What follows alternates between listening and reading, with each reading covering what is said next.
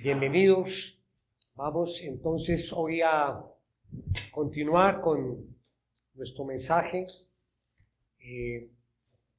No obstante, primero vamos a orar, vamos a colocar este tiempo en las manos del Señor, esperando recibir de Él toda su palabra, su enseñanza para ser edificados en nuestras vidas. Vamos a orar. Padre nuestro, te alabamos y te damos las gracias, Señor, por este tiempo, por este lugar, Señor, donde nos congregamos para estar cerca de ti, Señor. Gracias, Señor, por incluirnos en tu familia y darnos una identidad legítima, Señor, de pertenecer a tu familia. Señor, te damos las gracias, Señor, por todas las bendiciones que hemos recibido. Te pedimos, Señor, que cada vez nosotros podamos estar más conscientes de todo lo que tenemos en Cristo, Señor. Oh Dios, bendícenos con tu palabra. Queremos escucharte, queremos conocer más de tu voluntad y de tu plan para con nosotros.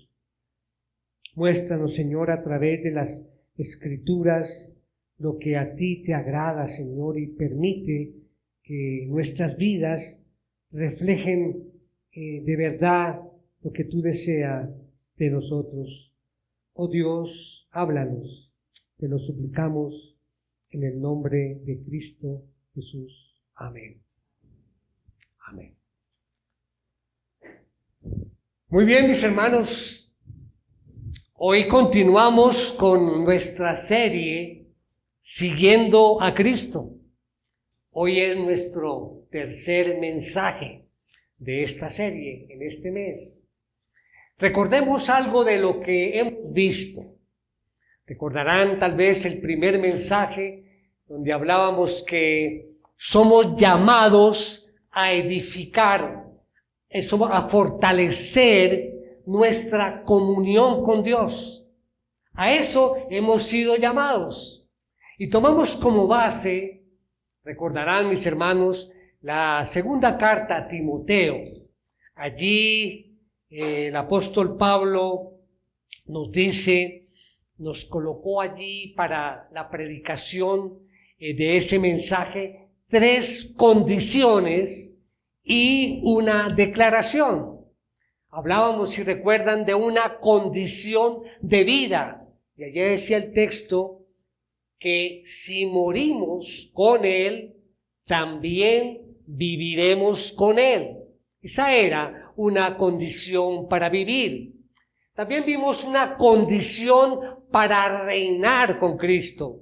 Y era el versículo 12, dice, si perseveramos o sufrimos, también reinaremos con Él. Posteriormente vimos una condición para ser negados. Decía, si lo negamos, Él también nos negará. Y finalmente viene esa declaración de fidelidad. Dice, si somos infieles, Él permanece fiel, pues no puede negarse Él mismo. Ese fue nuestro primer mensaje allí. El segundo mensaje, hace 8 días, era un desafío. Lo titulamos Desafiados a comprometernos con Cristo. Y tomamos como base allí un pasaje del Evangelio de Lucas, allí en el capítulo 9. Y recordarán, mis hermanos, que hablábamos en 3 puntos de 3 hombres, de 3 personajes que se acercaron a Jesús. Recordarán el primero, y dice allí, mientras ellos iban por el camino, uno le dijo, te seguiré a donde quiera que vayas. Y recuerdan, mis hermanos, estábamos hablando que este personaje era un escriba, era un maestro de la ley. Pero él quería y le decía al Señor, yo te voy a seguir, pero él tenía unas intenciones más de carácter material, Por eso hablábamos allí de unas expectativas materiales que tenía este escriba. Pero había otro personaje, dice, al otro le dijo, ven tras mí. Pero él contestó, Señor, permíteme que vaya primero a enterrar a mi padre. Entonces veíamos la característica de este personaje. Él decía, sí, yo te sigo, pero espere que yo tengo que hacer algo, voy a enterrar a mi padre. Y veíamos allí en la historia que el padre de este personaje no había muerto. Estaba quizá enfermo, pero entonces era aplazando. Entonces hablábamos allí de que era una disculpa infundada, ¿sí? Aplazando esa decisión de seguir a Cristo ahora, porque lo estaba llamando. Y vimos un tercer personaje, dice, también otro dijo, te seguiré, Señor, pero primero permítame despedirme de los de mi casa. Nuevamente, este era un personaje que tenía allí unas prioridades mal establecidas, ¿sí? No quería seguir a Cristo, quería aplazar, tenía otras cosas que hacer antes de seguir a Cristo. Esas eran las enseñanzas de estos dos mensajes. Pero hoy, en nuestro tercer mensaje de la serie, hoy damos un giro, porque como todos sabemos, hoy se inicia lo que tradicionalmente hemos llamado la Semana Santa, aclarando que la Biblia no nos obliga o no nos manda a que celebremos particularmente la Semana Santa, pero sí es propicio ocupar este tiempo. A nivel del mundo se celebra o se conmemora, poder reflexionar en esta semana sobre lo que pasó en aquel momento. Así es que hoy tradicionalmente se celebra el Domingo de Ramos, ¿verdad? Se celebra la entrada de Jesús triunfal allí a Jerusalén, montado en un burrito, y todo lo que significa ello. Pero no voy a hablar de esto en particular en el día de hoy. Vamos a ir unos días más adelante después de esta entrada triunfal. Y nos vamos a centrar en ese viernes, que llamamos el Viernes Santo. Nos vamos a centrar allí en el momento de Cristo en la cruz. Algo realmente que nos debe llamar la atención. Cristo en la cruz. Vamos a tomar como base bíblica uno de los evangelios. En los 4 evangelios se relata este momento, estos momentos, esta semana, estas últimas horas de Cristo allí dentro de su ministerio terrenal. Pero vamos a escoger a Marcos. Algunos recordarán que ese mismo pasaje fue utilizado precisamente hace un año. Lo utilicé con una predicación. Pero hoy vamos a darle un enfoque totalmente diferente. Jesús allí en la cruz. Así es que acompáñenme al Evangelio de Marcos, capítulo 15, y vamos a leer del versículo 33 al 41. Dice así la palabra. Cuando llegó la hora sexta, hubo oscuridad sobre toda la tierra hasta la hora novena. Y a la hora novena Jesús exclamó con fuerte voz, Eloi, Eloi, lema sabactani, que traducido significa, Dios mío, ¿por qué me has abandonado?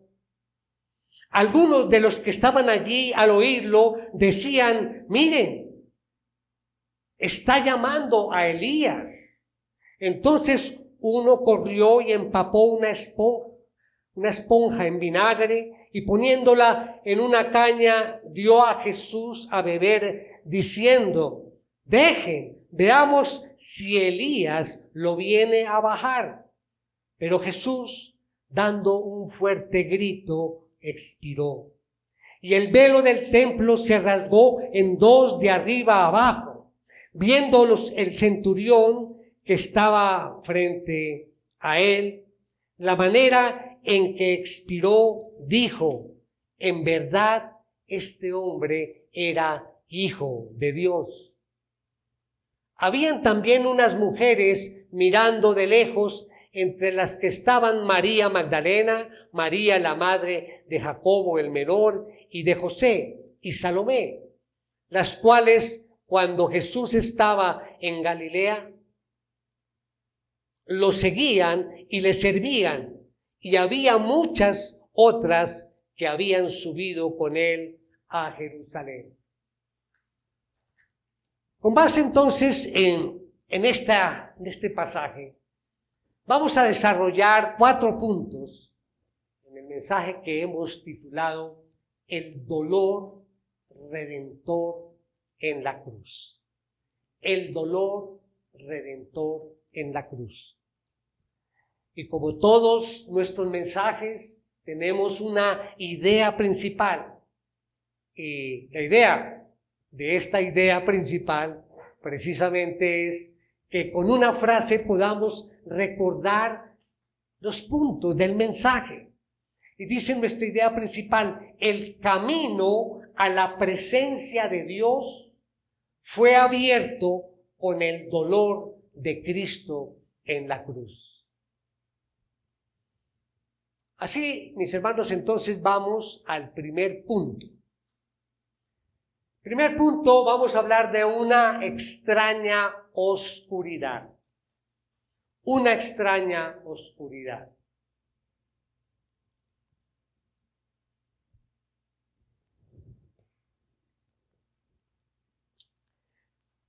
Dice el versículo 33, cuando llegó la hora sexta, hubo oscuridad sobre toda la tierra hasta la hora novena.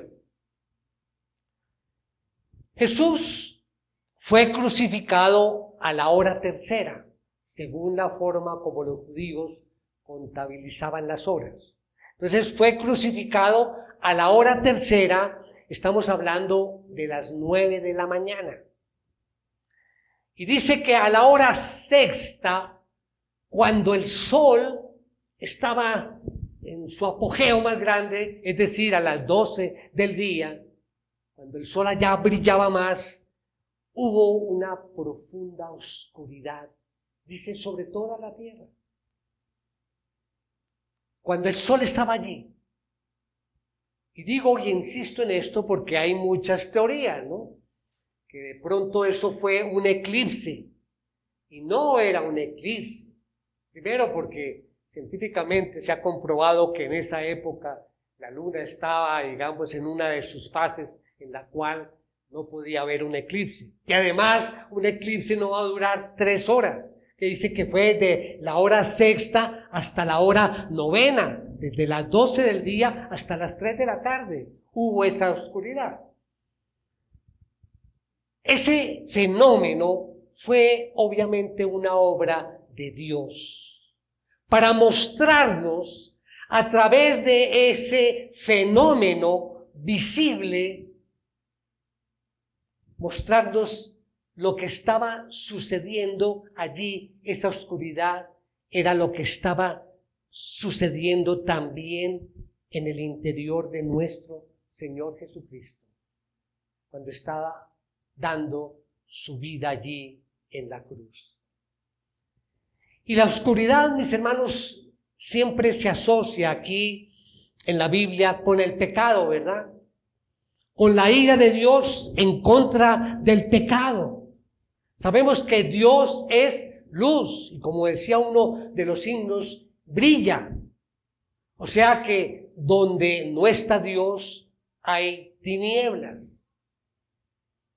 Y hay muchos textos aquí en la Biblia donde nosotros vemos esa conexión entre la oscuridad y el juicio justo de Dios contra el pecado. Hay una conexión.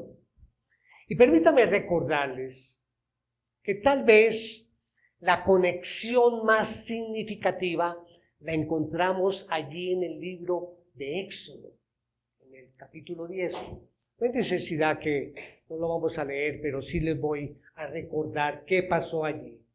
Cuando Dios juzgó a Faraón y a toda la tierra de Egipto con 10 plagas.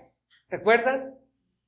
Recuerdan que antes de la muerte de los primogénitos, que esa fue la 10ª plaga, Dios envió una densa oscuridad sobre toda la tierra de Egipto. Una oscuridad sobrenatural que duró 3 días. Y es inmediatamente después de este tiempo de oscuridad que Dios estableció la celebración de la fiesta de Pascua. Escuchen bien, ¿sí? Porque estamos mirando esa relación. ¿Qué pasó en la oscuridad cuando Cristo murió y qué pasó en aquella época? Dios estableció después de esa oscuridad allí la fiesta de Pascua. Ahí es donde vemos la conexión. ¿Y cuándo murió Jesús? En el día de Pascua. Fue precisamente después de ese tiempo de oscuridad que Dios estableció esa fiesta de Pascua en la que los judíos debían sacrificar un cordero y lo tenían que hacer alrededor de las 3 de la tarde. Ese cordero era el sustituto a través del cual era preservada la vida de los primogénitos que habrían de morir esa noche. Y recordemos qué pasó, ¿no? Allí con ese cordero las familias tomaban la sangre y pintaban los dinteles de las puertas con el fin de que cuando pasara allí el ángel de la muerte, pasara de largo y no morían los primogénitos que vivían en esas casas. Ese tiempo de oscuridad de 3 horas en el Calvario se encuentra íntimamente relacionado con aquellas tinieblas que cubrieron a Egipto allí por 3 días, en ese preciso momento en el que el verdadero Cordero Pascual estaba siendo sacrificado en el altar de la cruz.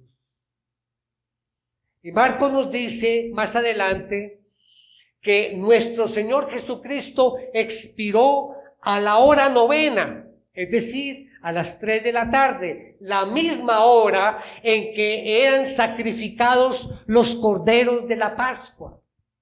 Dios cubrió la tierra allí con un manto de oscuridad, de densas tinieblas, para mostrarnos en una forma física lo que estaba sucediendo a nivel espiritual en esa cruz. Mis hermanos, Cristo estaba allí en la cruz como nuestro sustituto. Él estaba allí recibiendo en nuestro lugar todo el peso de la ira de Dios que merecemos nosotros con nuestros pecados. ¿Y saben para qué? Para que nosotros pudiéramos ser justificados ante los ojos de Dios. Y es por eso, cuando se habla del perdón de pecados, es por eso que recordamos cuando Juan el Bautista presenta a Jesús y dice, he aquí el Cordero de Dios que quita el pecado del mundo. Cristo fue a la cruz a ser sacrificado como Cordero. Cristo, nuestra Pascua, fue sacrificado por nosotros.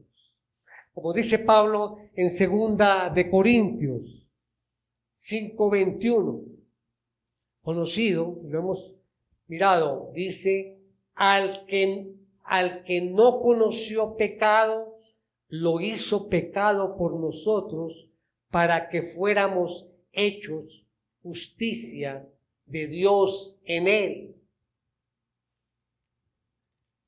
Primera de Pedro 2:24 nos dice, Él mismo llevó nuestros pecados en su cuerpo sobre la cruz. En Primera de Corintios 15:3 nos dice Pablo, porque yo les entregué en primer lugar lo mismo que recibí, que Cristo murió por nuestros pecados conforme a las Escrituras. Cristo amó a su iglesia de tal manera que dio su vida por ella. Y nosotros formamos parte de esa iglesia.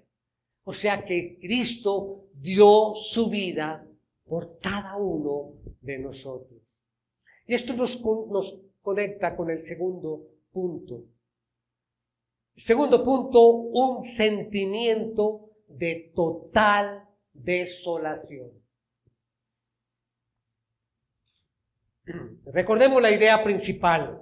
El camino a la presencia de Dios fue abierto con el dolor de Cristo en la cruz. Vamos entonces al versículo 34. Y a la hora novena, Jesús exclamó con fuerte voz, Eloi, Eloi, lema sabactani, que traducido significa, Dios mío, ¿por qué me has abandonado? Volvamos a la historia, son las 3 de la tarde de ese viernes. El Señor Jesucristo lleva allí 6 horas en la cruz.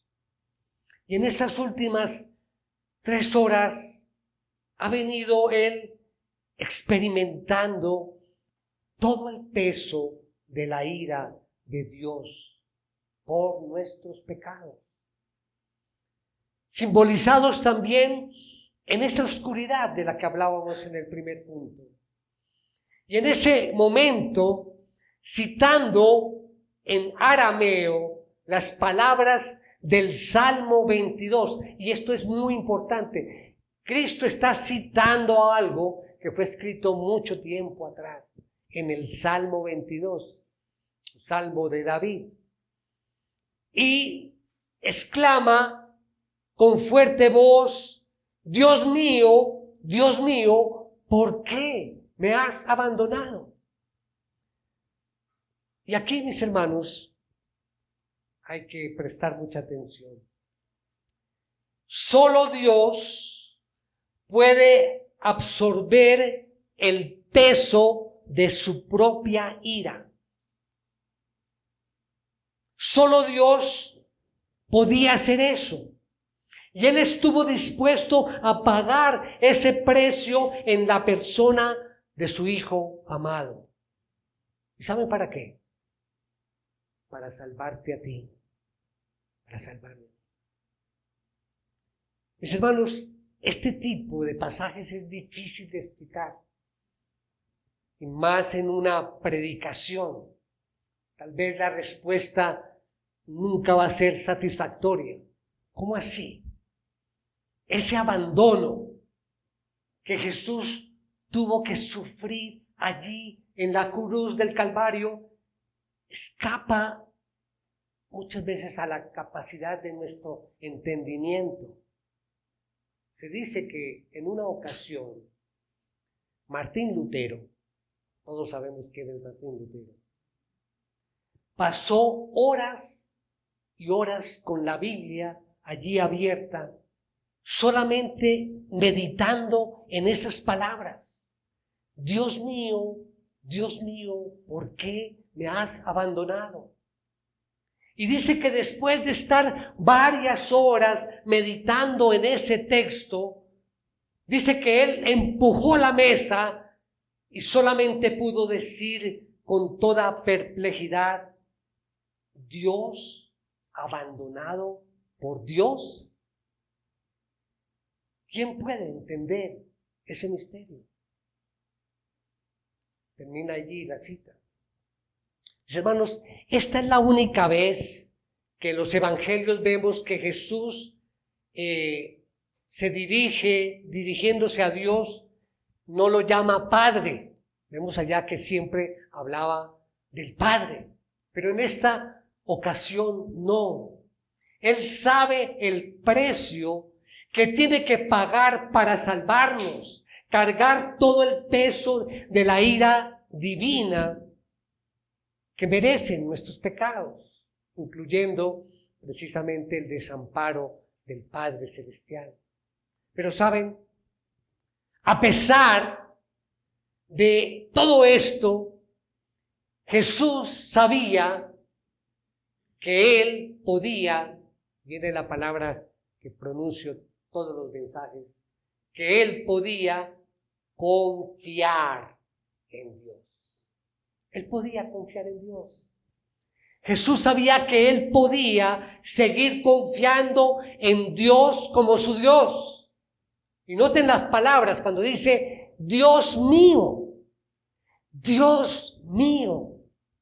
Y aunque suene paradójico, este es un grito de angustia y de confianza al mismo tiempo. De angustia y de confianza al mismo tiempo. Está allí Jesús y lleva sufriendo varias horas, pero en lugar de quejarse con amargura, pues sí, Él da un grito de angustia, apropiándose de las palabras, como le decía, del Salmo 22. Dios mío, ¿por qué me has abandonado?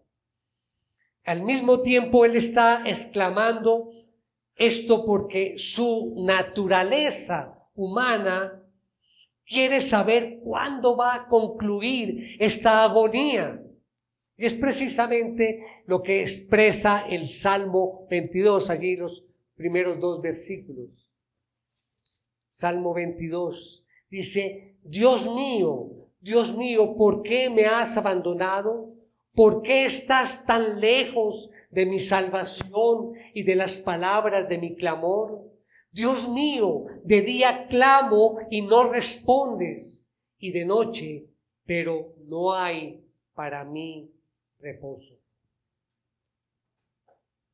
Y no era que el Señor desconociera la razón de su abandono, porque Él conocía, Él está citando el Salmo 22, o sea, conocía todo lo que decía el Salmo 22.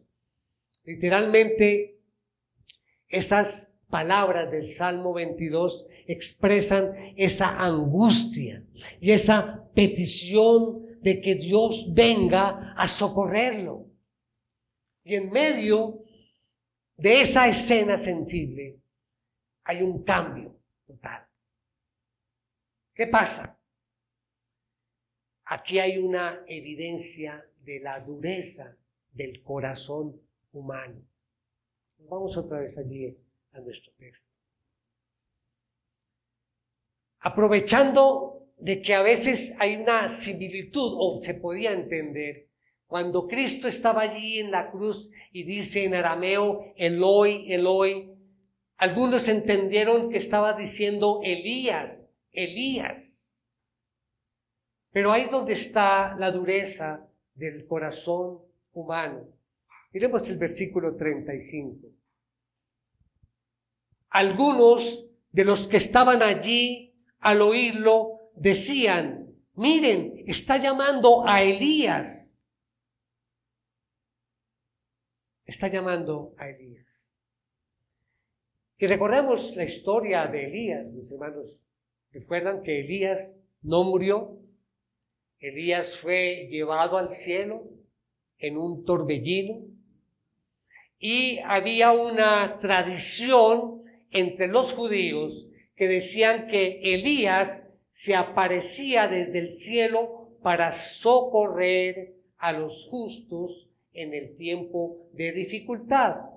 Y es esa la tradición que está en la mente de esa gente que está allí alrededor de Jesús.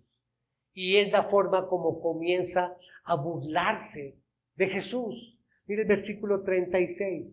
Entonces uno corrió y empapó una esponja en vinagre y poniéndola en una caña, dio a Jesús a beber, diciendo, dejen, veamos si Elías lo viene a bajar.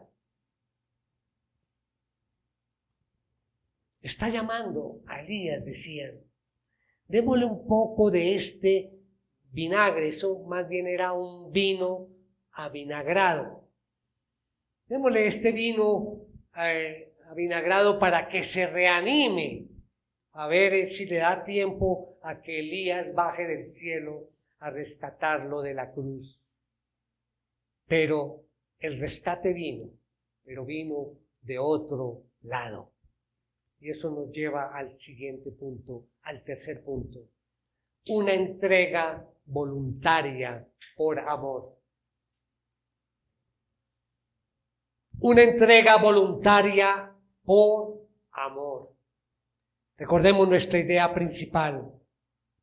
El camino a la presencia de Dios fue abierto con el dolor de Cristo en la cruz.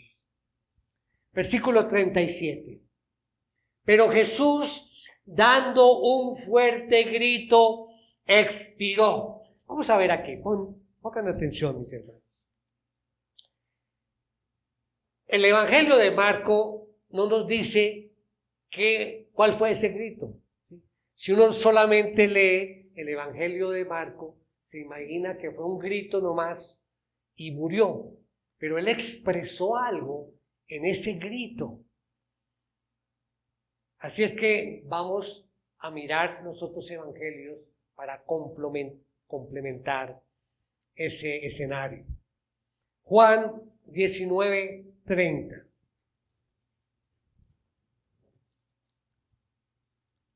Entonces Jesús, cuando hubo tomado el vinagre, dijo, consumado es. Inclinando la cabeza, entregó el Espíritu. Consumado es. Ya todo acabó. La obra de redención ha sido consumada. Pero mire qué dice Lucas también, nos ayuda a complementar. Lucas 23:46. Dice, y Jesús, clamando a gran voz, dijo, Padre, en tus manos encomiendo mi espíritu. Habiendo dicho esto, expiró. Mis hermanos, decimos que con la conciencia ya de que la obra de redención había sido terminada, el Señor entregó su Espíritu. Jesús entregó el Espíritu y es por eso que los evangelistas insisten en el hecho de que Jesús dijo las cosas que dijo en ese momento a gran voz, y fue a gran voz que el Señor clamó de angustia. Y esto es importante, mis hermanos, porque si miramos, esa muerte es la muerte más cruel, la muerte en la cruz. Se dice, por ejemplo, que si hubiese sido una muerte en un paredón de fusilamiento, es un disparo y ya, o en la horca, cae y ya muere, o de pronto una inyección de estas letales. Es muy rápido, Pero la muerte en la cruz llevaba ya 6 horas. Y eso, los romanos se gozaban en eso, viendo a la persona sufrir. Y por eso la reanimaban y le daban el vinagre o le daban ese vino avinagrado para animarlos y que siguieran sufriendo, que no se fueran a desmayar. La muerte más cruel. Y Jesús allí saca, porque uno dice, bueno, ya después de 6 horas ya no tiene fuerzas para poder ni siquiera hablar. Está muy débil. Pero Él saca esa y grita para que todo el mundo escuche allí. Dios mío, ¿por qué me has abandonado? Consumado es. Padre, en tus manos encomiendo mi espíritu. Era una demostración de que Él tenía dominio sobre su propia muerte. Todos esperaban que ya debía estar muerto o por morir, pero Él dice, ¿recuerdan un pasaje que hablamos en alguna oportunidad recientemente? De que Él domina y sabe en qué momento hacer las cosas. Él moría no cuando ellos querían, sino cuando Él quería realmente. Y esto viene aquí a suceder algo en ese momento, cuando Él expira. Y vienen, vamos a ver unos 3 casos, allí en este punto número 4, 3 efectos de la pasión de Cristo en la cruz. 3 cosas que sucedieron en ese momento. En primer lugar, el velo del templo se rasgó.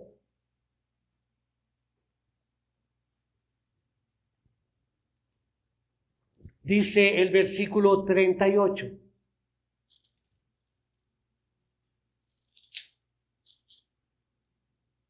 Y el velo del templo se rasgó en 2 de arriba abajo. Todos saben que allí en el templo de Jerusalén había un velo que separaba el lugar santo del lugar santísimo. Lo interesante es que ese velo, yo no sé cómo lo imaginan, cómo se lo imaginan mis hermanos. De pronto uno cuando habla de las cortinas, el velo es una telita así como transparente, ¿no? Este velo era diferente, era una tremenda cortina, era un tremendo velo. Dicen los historiadores que medía 9 metros de ancho, 18 metros de altura y tenía un espesor de algo más de 8 centímetros de espesor. Era difícil de romper.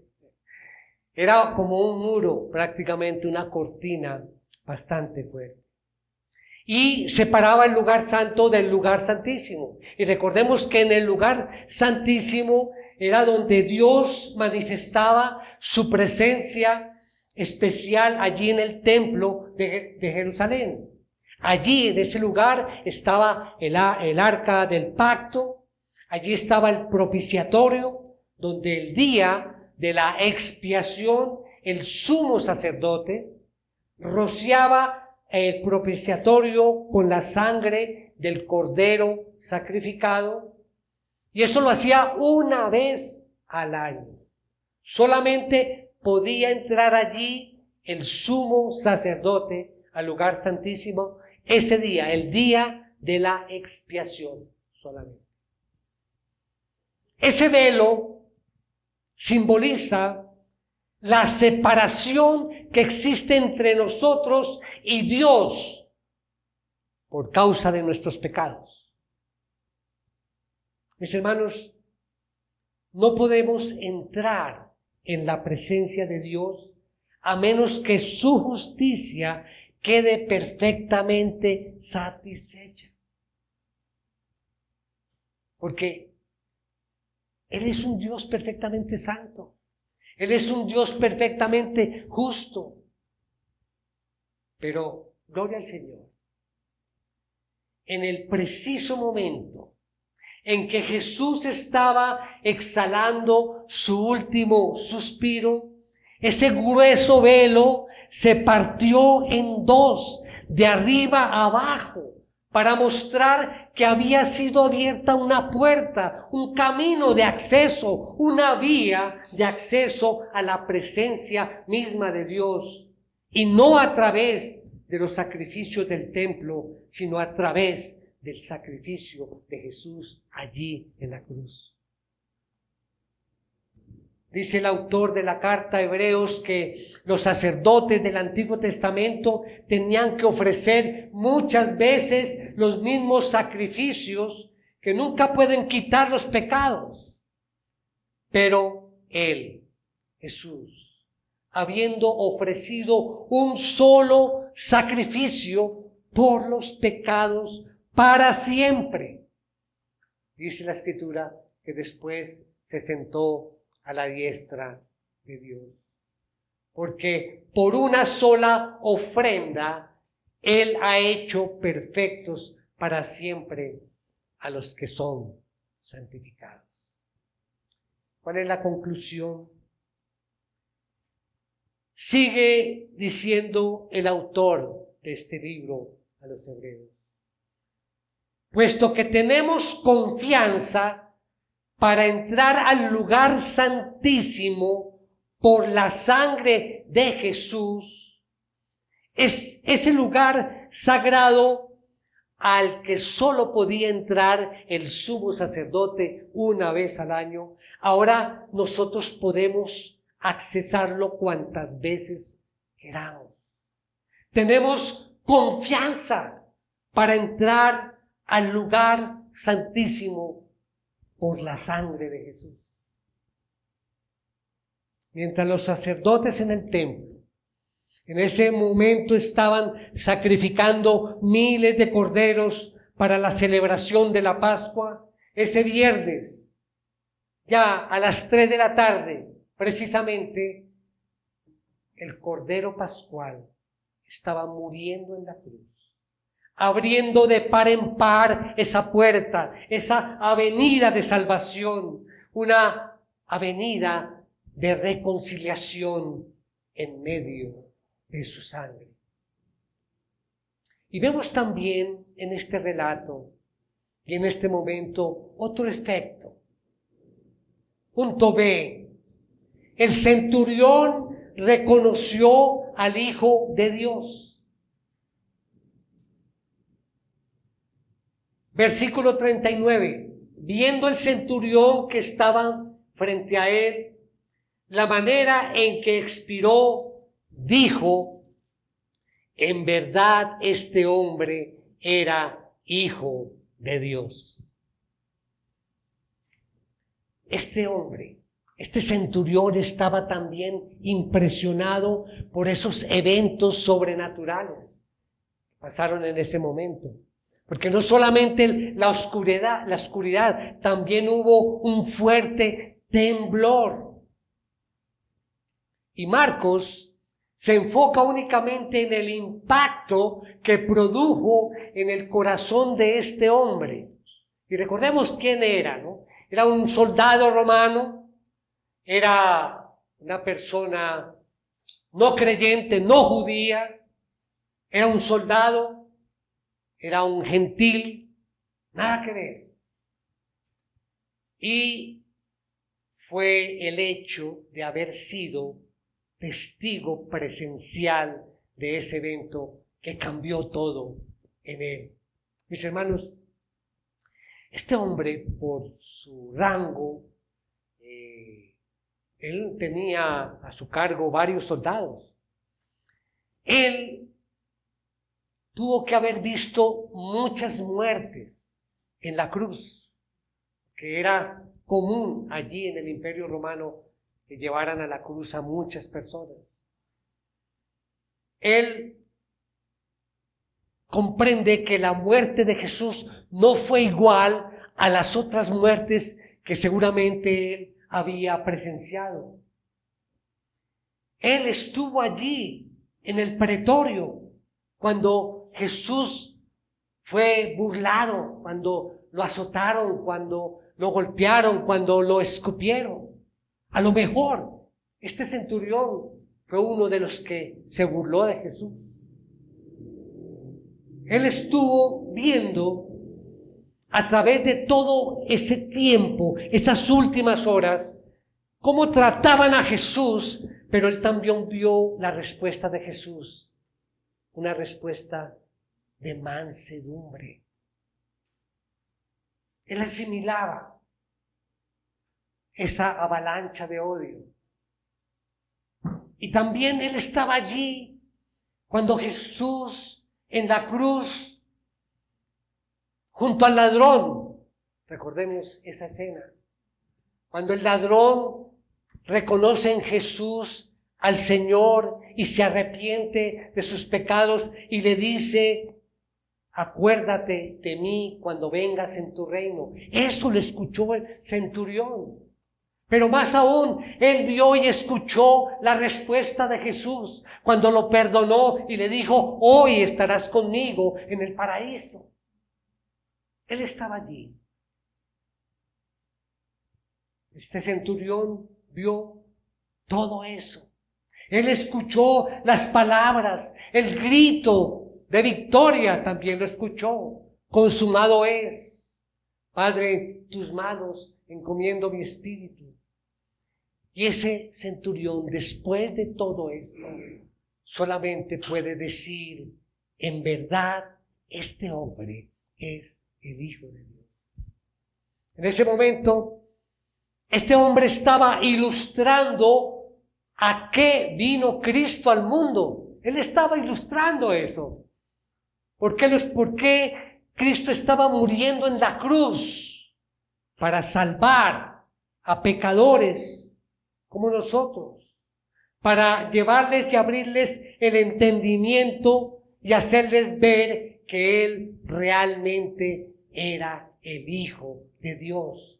Por eso exclama: en verdad, este hombre es el Hijo de Dios.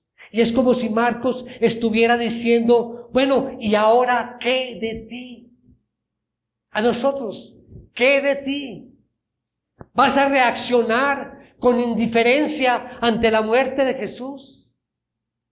¿O vas a reconocer como el centurión que verdaderamente este hombre es el Hijo de Dios que había dado su vida de manera voluntaria para perdonar nuestros pecados?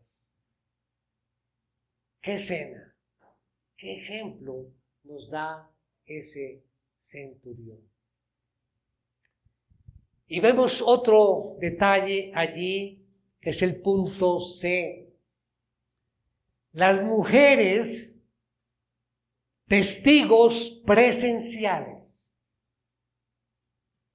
Dice el versículo 40 y 41.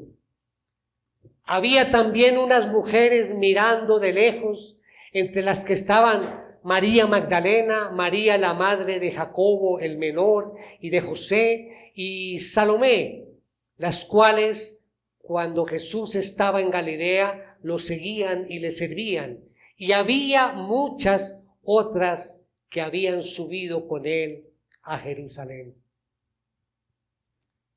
Mis hermanos, ¿por qué Marcos incluye este detalle aquí en su relato? Muy probablemente porque estas mujeres que estaban allí presenciando la muerte de Jesús son las mismas mujeres que iban a estar como testigos presenciales en el momento de la resurrección. Estas mujeres habían estado con Jesús durante todo su ministerio en Galilea, siguiéndole y sirviéndole. Y ahora Marcos nos dice, ¿saben qué? Fue ese grupo de mujeres el que se mantuvo fiel hasta el final. mientras que los discípulos que habían dicho a Jesús, camino allí en Getsemaní, no, aunque todos te negaren, yo nunca te negaré. Ahí vemos al apóstol Pedro, mira, si fuera necesario, yo voy a morir contigo. ¿Y dónde estaban en ese momento? ¿Dónde estaban? Ninguno de esos hombres estaba allí. Allí estaba un grupo de mujeres, ese grupo de mujeres, de hermanas, ese grupo de mujeres ocupa un lugar de honor en el Evangelio. Por esa fidelidad, mis hermanos, a toda prueba. Qué gran enseñanza para nosotros. Porque ellas, aún en medio del dolor y de la confusión que muy probablemente estaban experimentando en ese momento al ver a Jesús crucificado, ellas fueron testigos presenciales de su muerte. Y aunque no lo sabían en ese momento, 3 días más tarde iban a ser testigos presenciales de su resurrección. ¡Qué gran ejemplo! A veces pasamos por alto toda la labor que hacían las mujeres en todo el ministerio de Jesús durante esos años. Pero aquí hay un reconocimiento. Bien por ellas. Quiero terminar mirando algunas aplicaciones para nuestra vida. Este relato, mis hermanos, nos enseña en una forma muy impactante la verdadera naturaleza del amor de Dios. 2 de los atributos del Señor, de Dios, el amor y la ira, hemos visto en este relato. Y saben una cosa, nosotros no podemos entender el amor de Dios hasta que no entendamos la ira de Dios. Mis hermanos, escuchen muy bien. Si nosotros no entendemos la ira de Dios, esa ira que está permanentemente sobre todos los impíos, permanentemente, todos los días. Mire lo que dice Juan 3:36. El que cree en el Hijo tiene vida eterna, pero el que no obedece al Hijo no verá la vida, sino que la ira de Dios permanece sobre él. Por eso es importante, para comprender el amor de Dios, ese gran amor de Dios que lo manifestó en Cristo Jesús, debemos comprender la ira de Él. Dios está airado contra aquellos que cometen el pecado. Pero aquí hay algo grandioso, algo glorioso, increíble. Aquí tenemos a un Dios perfectamente santo, a un Dios perfectamente justo, un Dios que no juega con el pecado, un Dios que tiene que castigar a los culpables. Pero al mismo tiempo vemos su amor a través de la cruz. Esa es la verdadera naturaleza del amor de Dios. Y es allí cuando recordamos el versículo más conocido de la Biblia, de Juan 3:16. Porque de tal manera amó Dios al mundo que ha dado a su Hijo primogénito para que todo aquel que en Él cree no se pierda, sino que tenga vida eterna. Mas Dios muestra su amor para con nosotros, que siendo aún pecadores, Cristo murió por nosotros. Nosotros fuimos comprados. Comprados. Este es otro concepto que a veces lo leemos, lo miramos, pero no lo asimilamos como tal. Nosotros fuimos comprados. O sea, tú ya no te perteneces. Tú ya no te perteneces. Fuiste comprado por un precio. Como dice allí en Primera de Corintios 6, 19 y 20. ¿O no saben que su cuerpo es templo del Espíritu Santo, que está en ustedes, el cual tienen de Dios, y que ustedes no se pertenecen a sí mismos, porque han sido comprados por un precio? Por tanto, glorifiquen a Dios en su cuerpo y en su espíritu, los cuales son de Dios. Mi hermano, mi hermana, Cristo te compró.